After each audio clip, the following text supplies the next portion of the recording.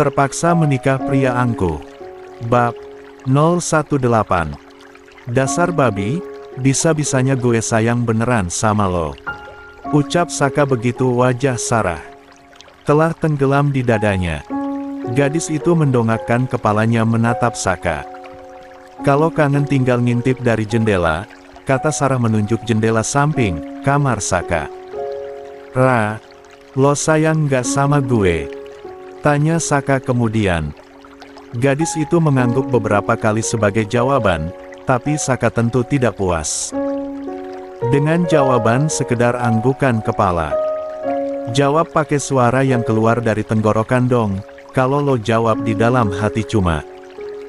Pakai anggukan gue nggak bisa dengar, godanya sambil mengorek kupingnya sendiri. Dasar ngelunjak, cibir Sarah. Iya. Gue juga sayang sama lo, balas gadis itu kemudian, seketika senyum terkembang di bibir Saka. Makasih ya Ra, gue nggak cuma cinta sepihak jadinya, ucap Arsaka. Mengangkat dagu gadis itu menggunakan jarinya. No kissing, cegah Sarah buru-buru. Kenapa? Katanya sayang kok nggak boleh. Tanya Saka tidak terima. Takut kebablasan Saka apalagi ini momen terakhir, ungkapnya. Ya udah deh, gue simpen sampai lulus, jawab Saka tertawa, karena niatnya sudah terbaca oleh Sarah. Ia seketika menarik tuas lampu untuk mematikan lampu kamar dan segera tidur. Dengan begini Sarah yang takut akan gelap akan tidur dengan cara memeluk dirinya. XV. Pagi ini mumpung hari libur, Sarah dan Saka tampak memanfaatkan momennya untuk membahas rencana semalam. Rencana B yang disusun oleh Saka demi mengamankan hubungan mereka pada kedua orang tuanya. Papa Angga, Papa Anwar, Mama Rika dan Mama Ratna saat ini tengah berkumpul di ruang tengah sesuai permintaan Saka pada mereka. Perlahan Saka mulai bercerita pada kedua orang G-nya tentang salah satu teman di sekolah yang mencurigai hubungan mereka berdua. Baru saja, cerita dimulai tampak wajah tegang dari para orang tua mereka.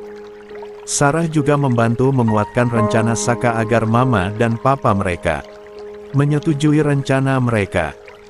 Tidak diduga diskusi berlangsung cukup lama, karena rupanya masing-masing orang tua punya cara pandang sendiri dalam kasus ini.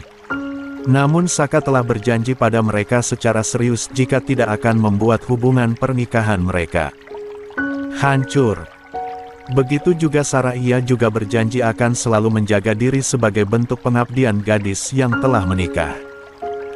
Akhirnya mau-mau tak mau kedua orang tuanya harus memberikan keputusan juga terkait hal ini. Mereka mengalah dan menyetujui keputusan Saka dan Sarah ini demi pendidikan mereka juga demi kelangsungan rumah tangga mereka. Kini pagi telah beranjak siang, Sarah telah memindahkan semua barang-barangnya yang dulu ia bawa ke rumah Saka untuk ia bawa pulang, dibantu oleh Saka dan kedua orang tuanya untuk pindahan melalui jalan belakang, karena takutnya jika lewat depan mereka sedang dimata-matai oleh Dirga. Sarah tengah rebahan kembali di kamarnya, ia merasa ada sesuatu yang berkurang dari dirinya karena biasanya di dalam kamar ia selalu bisa melihat aktivitas Saka, kini semuanya sudah tidak sama lagi. Apa mungkin gue sesayang itu ya, sama dia, sampai-sampai gue merasa ada hilang begini saat jauh darinya, gumamnya. Ah mungkin gue lebay, toh juga sebelum nikah gue juga tinggal di kamar ini sendirian, batinnya. Tiba-tiba HP-nya berbunyi, ada notifikasi chatnya dari Saka. Sarah segera membuka pesan tersebut. L. Boneka lo ada yang ketinggalan nih, entar ya gue anterin. Tulis Saka dalam pesannya. M. Jangan Kak, udah biarin di sana aja, biar nemenin lo, biar lo bisa peluk boneka itu kalau lo lagi kangen sama gue, balas Sarah. Oh gitu ya, ya udah gue namain boneka lo Babi, sebagai pengganti lo, Saka tertawa membalas pesan itu. Tapi boneka gue kucing, dia marah nggak kalau lo panggil Babi? Enggak kok, dia nggak marah, karena katanya dia sayang sama gue. Idi dasar boneka genit. Sarah menerima balasan foto selfie Saka bersama boneka Hello Kitty miliknya. Babi, jagain laki gue baik-baik ye, bilang aja ke gue kalau dia sampai macem-macem di luar sana. Pungkas Sarah dalam pesannya. Isyap 86, Babi bertugas di sini, dan siap siaga memantau keadaan si target. Balas Saka mewakili si babi kucing itu. Saka yang saat ini kembali tinggal di kamarnya sendiri, tampak merasa begitu lengang. Biasanya ia melihat tumpukan buku dan tugas-tugas milik Sarah di atas meja belajarnya. Sekarang meja itu kembali kosong, hanya ada beberapa buku yang jarang dibuka miliknya. Saat ia menoleh ke arah lemari pakaian, biasanya ia melihat dasi sekolah milik Sarah yang disampirkan di gagang lemari. Saat ini ia sudah tidak melihatnya lagi. Begitu juga dengan miliknya karena memang dasi Saka entah sudah hilang kemana, dan selalu jadi sasaran buat dijemur di bawah tiang bendera selama upacara hari Senin sedang berlangsung.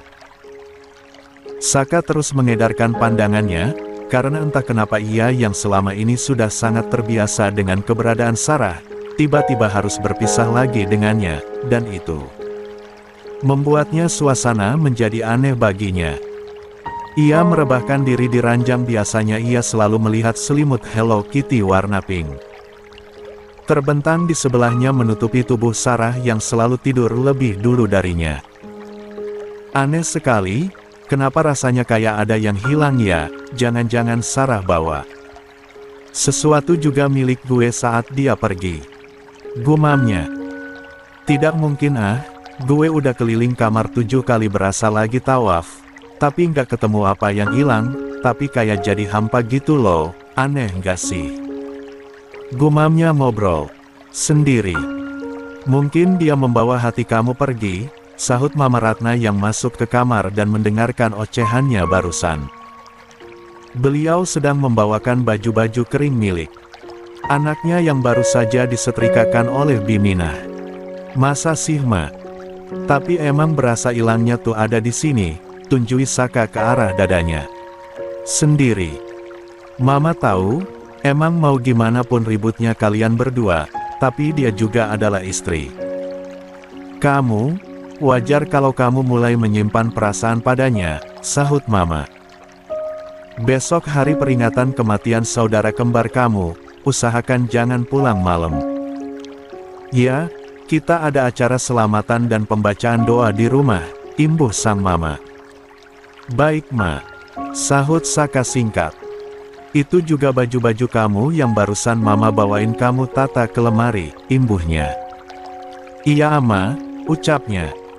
Besok ajak juga Sarah ke sini, buat mengirim doa buat almarhum kakak kamu, pungkas Mama Ratna.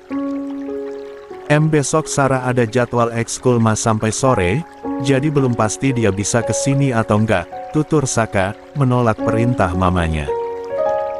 Oh begitu, ya udah nggak apa-apa, ayo kamu segera turun, kita makan malam dulu, ucapnya. Iya Ma, duluan aja, habis ini Saka nyusul. Begitu sang Mama keluar dari kamarnya, Saka menarik kaci nakas yang ada di sampingnya, ia mengambil sebuah bingkai foto berisi foto 2 anak kecil laki-laki kurang lebih berusia 5 tahunan saling berpose victory sambil bergandengan tangan itu. La membalikkan bingkai foto tersebut dan ada coretan spidol di sana mereka berdua. Membubuhkan nama mereka di sana. Gibran Arsaka Januar dan Gibran Arkana Januar. Bagaimana kabarmu sekarang Kak? Aku sudah kelas 12 saat ini, gadis lucu sebelah rumah kita yang dulu baru pindah ke sini itu, ternyata sekarang menjadi istriku.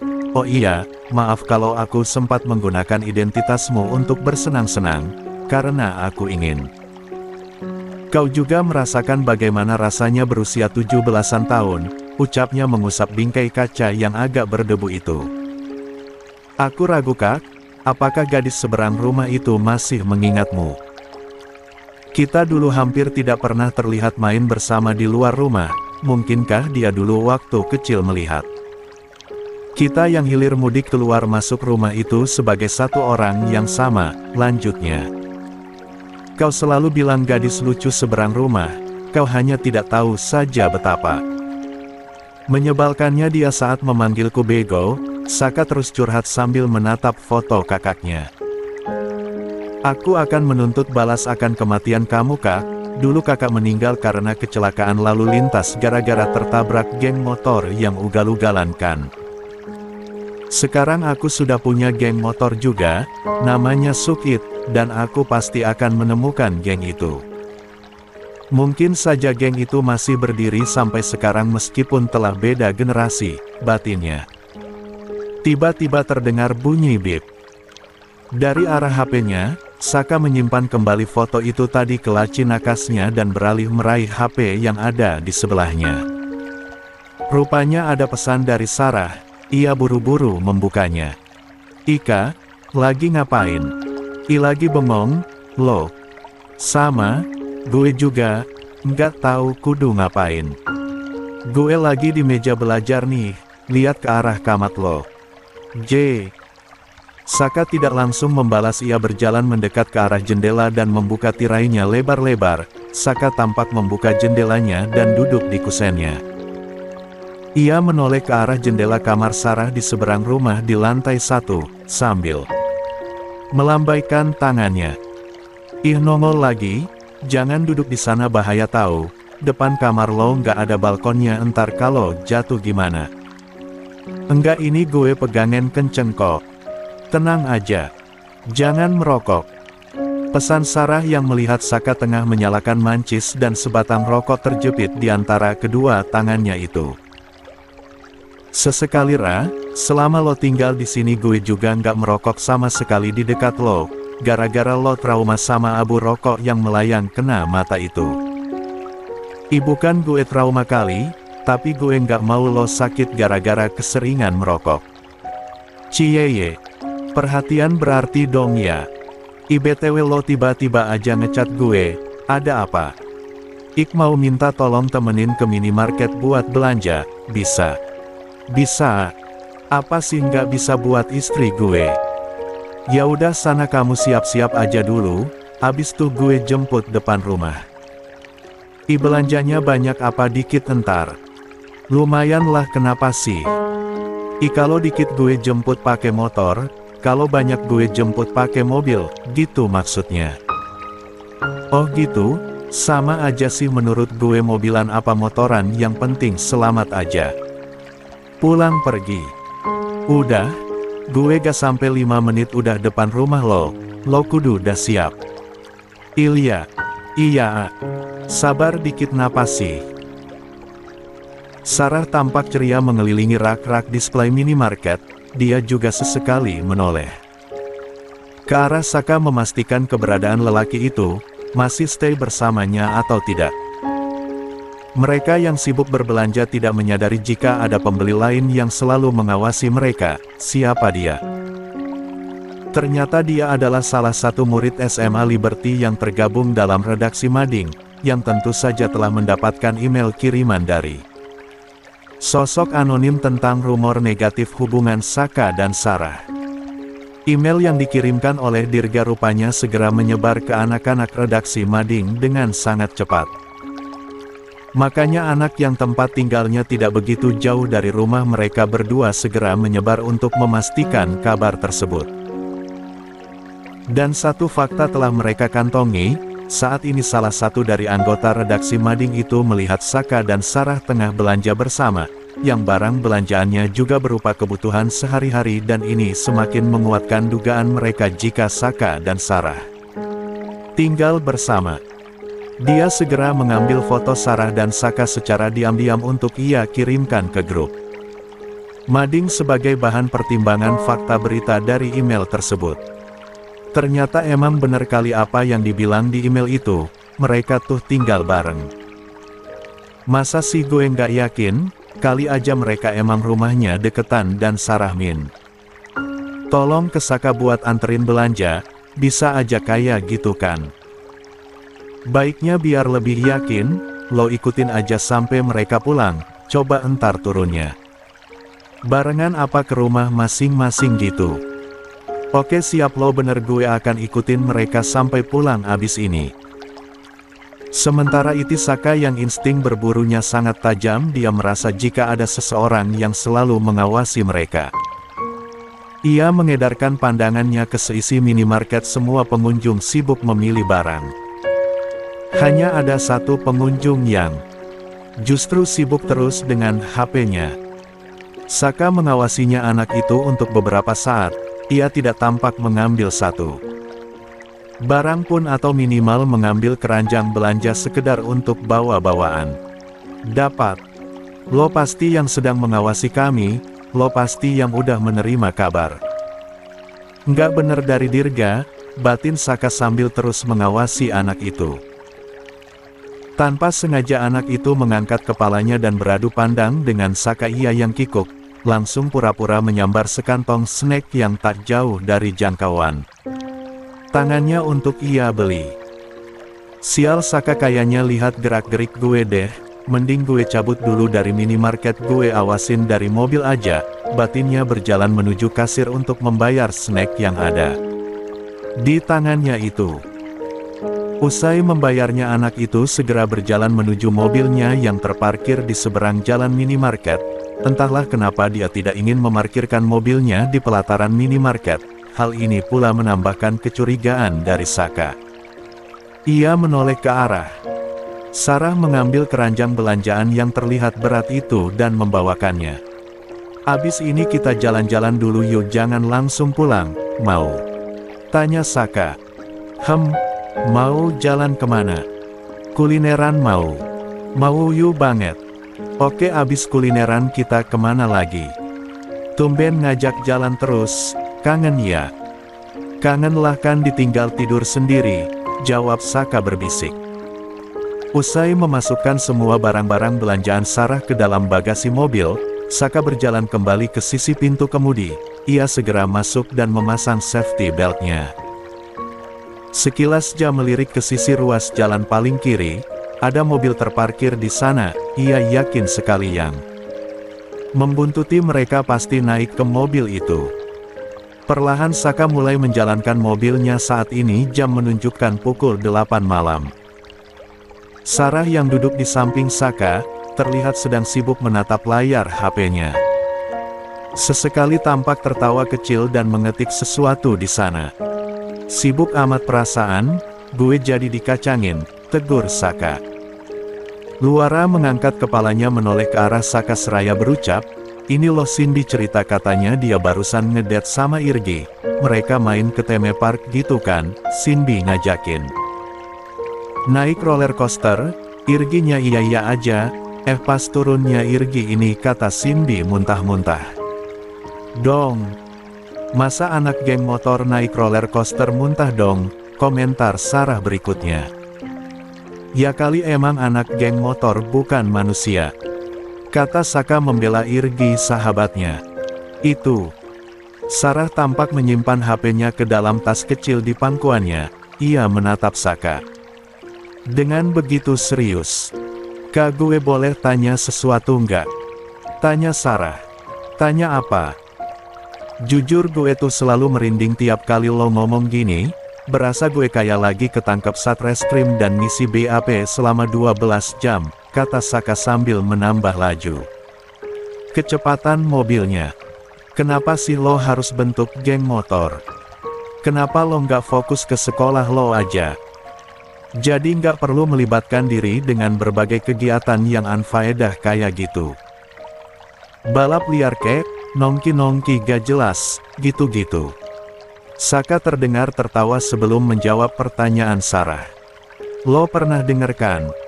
Orang yang takut tenggelam ya harus belajar berenang. Saka balik bertanya. Iya sih, terus hubungannya sama lo? Tanya Sarah masih belum mengerti. Gue takut sama geng motor, makanya gue bikin geng sendiri untuk saling melindungi satu sama lain. Takut boleh tapi tidak boleh dihindari kan? Ucapnya. Sarah hanya manggut-manggut mendengarnya. Kenapa lo takut sama geng motor? Emangnya mereka pernah mengusik hidup lo? Tanya Sarah lagi. Pernah. Hah? Pernah. Kapan? Waktu gue kecil, ada kecelakaan di depan mata gue.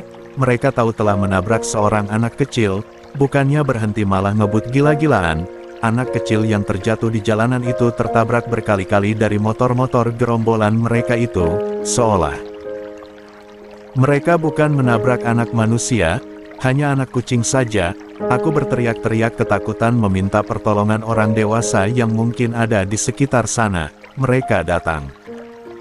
Setelah tubuh anak itu hancur dan darah bergelimang kemana-mana, kenang Saka.